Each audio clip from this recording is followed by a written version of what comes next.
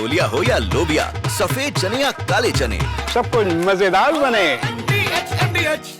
Iran अड़ा है कि वो यूरेनियम संवर्धन नहीं रोकेगा। अगर इस शर्त को मानने को अमेरिका तैयार है तभी परमाणु करार को लेकर सहमति बन सकती है, जबकि अमेरिका चाहता है कि ईरान परमाणु संवर्धन रोके, उसके बाद वार्ता की जाए। इसलिए यूरोपीय देशों को बातचीत के लिए इस्तांबुल भेजा, लेकिन ईरान ने साफ कर दिया कि वो अपनी शर्तों पर ही वार्ता करेगा। अब ईरान पर यूरोपीय देश नए प्रतिबंध लगा सकते हैं, जिससे ईरान बौखलाकर इजरायल पर हमले कर सकता है। अमेरिका के बाद यूरोपीय देश भी ईरान को मना पाने में नाकाम लग रहे हैं।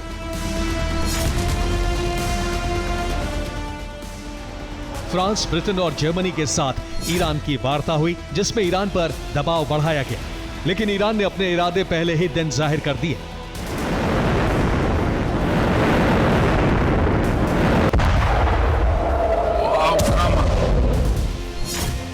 ईरान के विदेश मंत्री अब्बास अरागची ने बड़ा बयान दिया।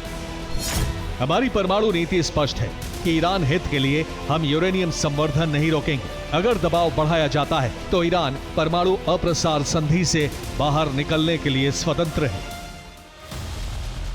ईरान ने पूरे तथ्यों के साथ इस बात को जाहिर किया कि ईरान के विकास कार्यों के लिए उसे यूरेनियम संवर्धन का अधिकार है। हालांकि ईरान ने यह नहीं बताया कि 60% से ज्यादा संवर्धन किस मकसद से किया जा रहा है।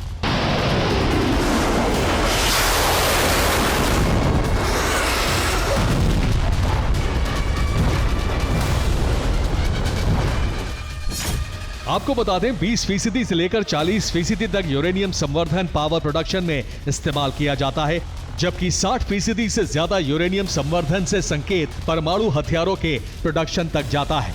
और IAEA कह चुका है कि ईरान 60% से ज्यादा यूरेनियम संवर्धित कर चुका है।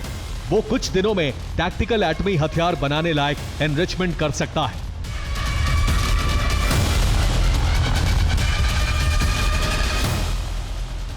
ईरान के मंसूबे से मिडिल ईस्ट में कोहराम मचना तय है, इसलिए अमेरिका के अलावा अरब और यूरोपीय देश मिलकर वार्ता के लिए मध्यस्थता कर रहे हैं, जिससे ईरान को परमाणु करार के लिए तैयार किया जा सके।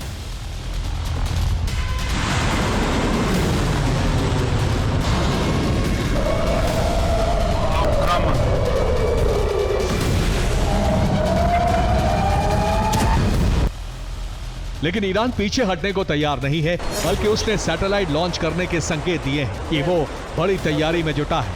अमेरिका से टकराने को तैयार है, क्योंकि नाहिद 2 सैटेलाइट को रूस के रॉकेट से स्पेस में भेजा गया। साफ है, ईरान का गठबंधन रूस से मजबूत हो चुका है, जबकि इसमें चीन और नॉर्थ कोरिया के जुड़ने से इजराइल और अमेरिका की बेचैनी बढ़ गई है।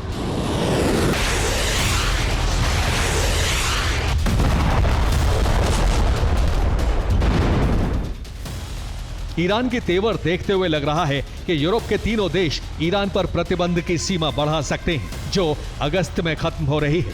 इसीलिए जर्मनी, ब्रिटेन और फ्रांस बातचीत करके ईरान को एक और मौका देना चाहते हैं। जबकि इजराइल इस बात को मान चुका है कि ईरान यूरेनियम संवर्धन से पीछे नहीं हटेगा।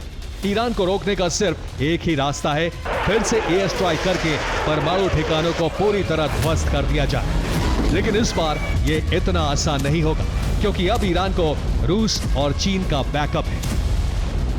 Bureau report, TV9 Bharatvarsh.